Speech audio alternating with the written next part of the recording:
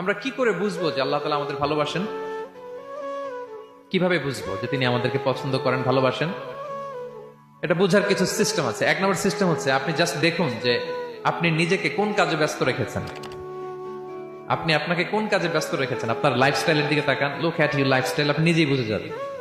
আপনি যদি দেখেন যে না, আপনার ভালো ভালো কাজে আপনার ব্যস্ততা, আপনার এঙ্গেজমেন্ট ভালো লোকদের সাথে, আপনার সার্কেলটা ভেরি গুড সার্কেল, ভালো কাজে আপনার মন টানে, আপনি ভালো কাজ করেন, যদি আপনার কার্যক্রম এরকম হয়, তাহলে বুঝে নেবেন আল্লাহ তাআলা আপনাদেরকে ভালোবাসেন। আলহামদুলিল্লাহ। আর যদি দেখেন না, যত আকাম কুকাম আছে ওইটার সবার আগে আপনি, যেই কাজে আল্লাহর ক্রোধ আসে, আল্লাহ রাগ হয়ে যান, যেই কাজ ইসলামে করার নিষেধ, যেটাতে তার অসন্তুষ্টি, ওই কাজে আপনার এঙ্গেজমেন্ট, ইনভলভমেন্ট, আপনার সার্কেল গুলাও এরকম, তাহলে বুঝে নিবেন আল্লাহ ভালোবাসা, এই মহা সৌভাগ্য আপনার কপালে জোটে নাই।